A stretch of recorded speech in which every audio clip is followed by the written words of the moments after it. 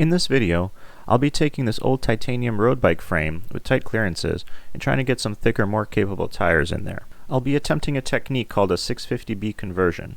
I'll show the build and talk about some of the nuances of this process, along with a major caveat you should not ignore if you're thinking of converting to 650B wheels. Before I get into the how, I want to talk about the why. Now this all started because I always wanted to try a titanium bike. They're pretty hard to find and seemed like a little exotic, not to mention kind of expensive. Then a few years back, I found this 1998 Litespeed Natchez for a really low price and I couldn't resist buying it. I didn't take a picture at the time, but here's a catalog shot to give you an idea what it was like. It came more or less stock with old school roadie gear. It had 700C wheels with skinny tires, an early version of Shimano drifters of the 9-speed variety, threaded carbon fork made by Look, caliper brakes, and drop bars. This is pretty standard stuff for road bikes of that era, but I find skinny tires at really high pressures to be kind of uncomfortable, so I didn't keep the stock configuration and stripped it down to the bare frame. I wanted to figure out a way to get more out of this bike, and I thought fatter tires would be the way to go. Besides being more comfortable, there are loads of tests showing that thicker tires are measurably faster on road surfaces than skinny tires in the 23 to 25mm range. The sweet spot in the tests I've seen is right around 32, and if I wanted to ride this bike on unpaved trails or anything rougher than smooth tarmac, even wider size would be ideal. The extra comfort, not to mention speed, is the reason why most bikes come with thicker tires nowadays. With the advent of disc brakes that don't limit tire size the way calipers used to, almost no bike is being sold with tires under 28mm wide, and 30 plus tires are common all over the place, including in the Tour de France. And this is just for bikes primarily ridden on the road. Gravel bikes and mountain bikes already come with much fatter tires. Coming back to my project, the frame I'm using only has support for caliper brakes, so I don't have the option to just stick a thicker tire in there.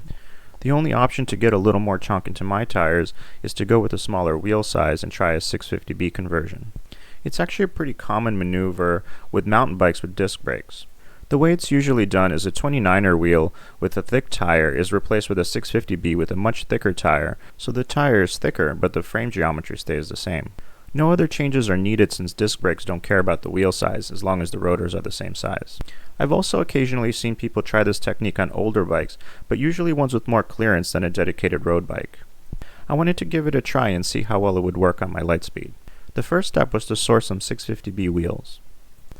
I didn't find a lot of 650 wheels on the market with rim brakes, so I decided to build a set. I used 36-hole Shimano Dior hub laced to Weinmann Zach 19 rims and double-butted Sapiem spokes. Keen observers will note that this frame has 130mm spacing and the hub is 135, but I had no issues getting it into the frame. There's enough dropout real estate to rearrange the spacers, but I didn't really think it was needed. For the rest of the build, I went with components I already had on hand, including some Tiagra 9-speed drifters, Ultegra derailleurs, and slightly lower geared cyclocross style crankset. I went with some nice 3T drop bars and stem. All this stuff is more or less standard no matter the wheel size, but the brake calipers needed to be extra long in order to get down and reach the rim. I tried a few different ones, but these Dia Compis fit the bill with the brake shoe right in the middle of the arm.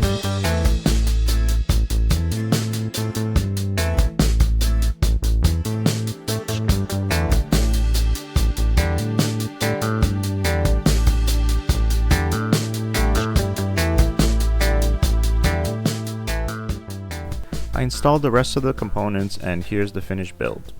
The whole point of doing a 650B conversion was to fit a fatter tire, and the minimum I wanted to fit is this 35mm wide one. The max size this frame would otherwise fit is a 28mm tire, and even that would probably be pushing it. The extra 7mm makes a big difference in ride quality and ability off-road. The final clearance with 30mm tire looks something like this, with a few millimeters on all sides. Riding through mud would still be a huge problem with such tight clearances and caliper brakes, so it's not a full cyclocross bike, but for me a step in the right direction for comfort and ability to ride some light trails. Okay, so at this point you might be thinking, well, what's the catch? And in my opinion, there's a pretty major one. Remember when I said mountain bikes do this all the time, I mentioned that they go with a much bigger tire to keep the same frame geometry? Well, that's not as simple to do when you've got the clearance issues of an old road bike. In order for my frame to have the same geometry with 650B wheels as it previously had with 700C with a 25mm wide tire, I would need to use a tire about 40mm wide. This would give the wheels the same outer circumference and not change the overall dimensions.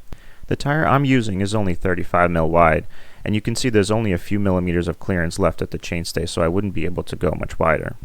So as a result, the bike moves a few millimeters closer to the ground.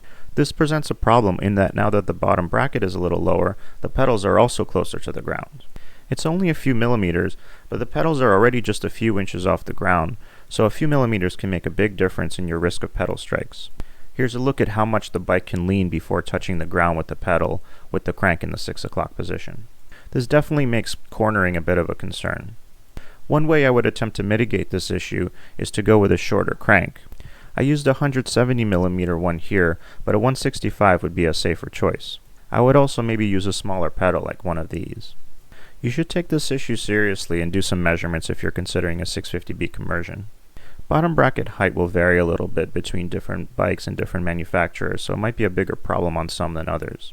Here are some measurements that I took that should give you an idea of the difference, in my case. I tried to get the numbers as accurate as possible, but keep in mind they were done by hand, so don't take them entirely at face value. Also, I measured the bike unloaded, and there's a bigger drop in height for tires run at lower pressure when you sit on the bike than skinny tires at higher pressure.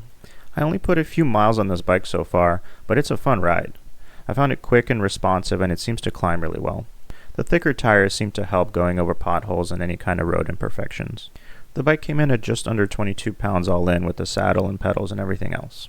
I'd say I think the 650B conversion works for this frame, although I would take my own advice on crank length and pedal size if I do decide to keep this in my stable long term. A 650B conversion could be a good option to breathe some more life into road bikes from yesteryear. Some additional benefits include more space for fenders, which I definitely could have used on this ride, and reducing toe overlap depending on what you choose for your build. Keep in mind though, that if you lower the bottom bracket like I did, you will effectively make the bike a little smaller, so there are additional fit and handling issues to consider. Lastly, the longer reach calipers are a little squishier than the standard ones, but not really all that much worse. Let me know in the comments if you've ever given it a try, and if you got out of it what you were hoping. Thanks for watching.